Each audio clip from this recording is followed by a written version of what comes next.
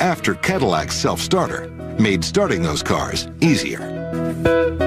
Besides steam, electricity powered many automobiles. An electric car was quiet, clean running, and easy to handle. They became popular primarily with ladies of the day because you didn't have to get out and crank it to start it or worry about lighting a steam boiler. You just got in, flicked a switch, pushed a lever, and you just were off, silently, effortlessly. And of course, there was the gasoline-powered internal combustion engine. Pound for pound, gasoline had more energy in it than just about any other fuel. It was easy to refuel a car with gasoline. It was fairly quick. Gasoline was very efficient. The gasoline-powered automobile seemed to better reflect the new social realities the horseless carriage was ushering in. The gas car had greater range and speed that could provide more mobility and freedom. The decision to make gasoline the fuel of choice was also aided by a major discovery and an industry's willingness to exploit it. When vast oil reserves were discovered in Texas during about the turn of the 20th century, gasoline was it after that. There was no question about it. But now, dwindling oil reserves, a shrinking ozone layer, and other environmental pressures have driven automakers to improve the gasoline engine of today's cars. There's been a lot of environmental pressure to try and make cars meet what they call a zero emissions tailpipe standards. What it's done is it's forced the auto manufacturers to build cars that emit with traditional gasoline engines at the same levels as what it would take to charge an electric car.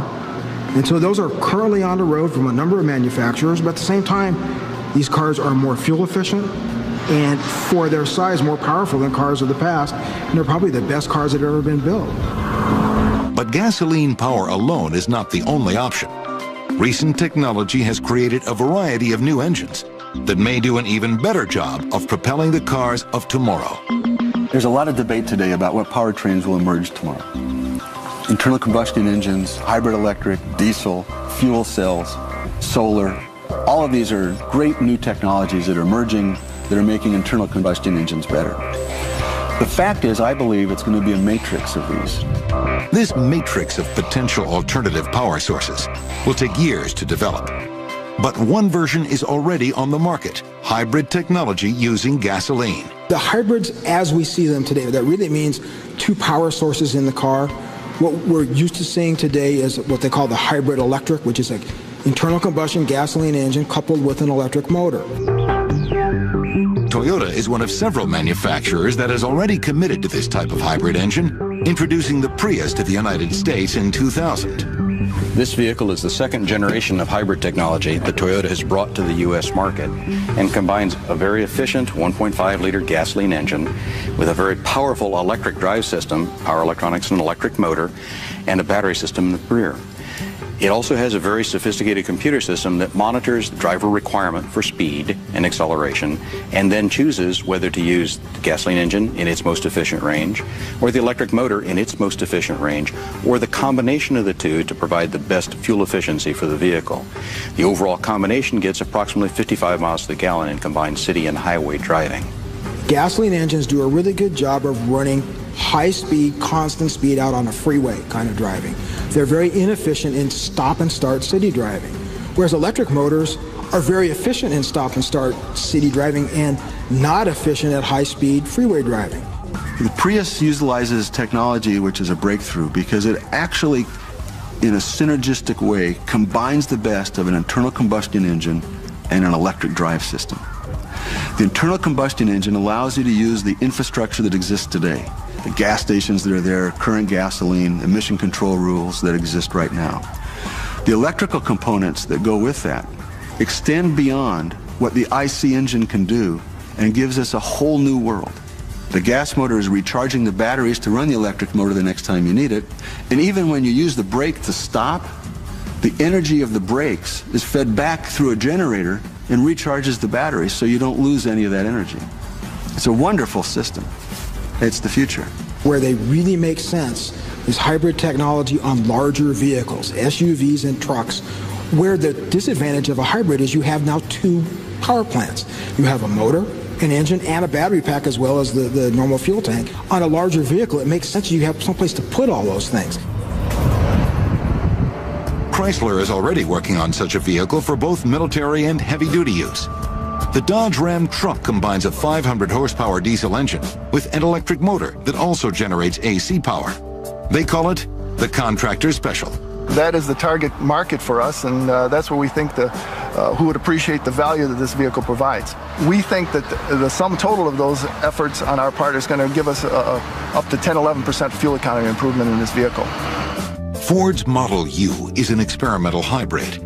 It combines an electric motor with an internal combustion engine that uses hydrogen instead of gasoline. The Model U is an interesting vehicle because it was really a serious look on the part of design and our advanced research department as to what would the next generation Model T possibly look like.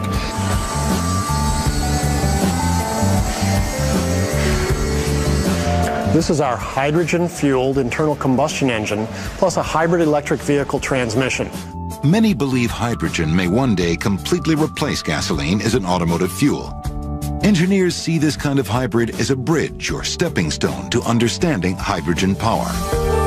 We began with the same engine that's in production in our Ford Ranger pickup trucks today. Instead of burning gasoline in the engine, we burn hydrogen in the engine to give the engine its power. We're also seeing the hybrid electric vehicle transmission system, where we've added an electric motor to a standard automatic transmission system. Like the other hybrids, this is a parallel system. Either motor or both can operate as needed for maximum efficiency. Fuel economy is boosted by about 30%. We've actually done some studies and found that a hydrogen fuel car is on a par with a gasoline fuel car on safety. There's pluses and minuses for both, and as a whole, it comes out about equal. And people are certainly comfortable with the risk of driving around in their gasoline fuel cars today. They do it every day. So once we can get past the perception of a safety hazard with hydrogen, people should be just as comfortable driving those cars. And the hybrid concept could be pushed way beyond only 2 power plants. You could have perhaps a half a dozen in the same vehicle. You could have fuel cells, solar power, gasoline, and let's talk about human power. You might even have human power on board your vehicle. You might have a set of pedals under the dashboard so that when you're creeping through traffic, you don't use any external power, you simply pedal it. The history of the electric vehicle precedes the internal combustion engine. In 1835, a small model car powered by batteries was demonstrated by Professor Stratting in the Netherlands. Modern marvels car tech of the future will return on the History Channel.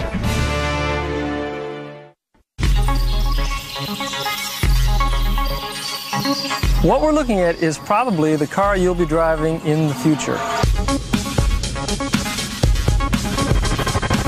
Now, while this car looks like an ordinary Ford Focus on the outside, what makes it so special is it has the most advanced powertrain in the world. It's called a fuel cell. It's an electric car that runs on hydrogen. This is the kind of engine that may be under your hood in 20 years. A fuel cell car is really an electric car. That's what runs the wheels, is electric motors.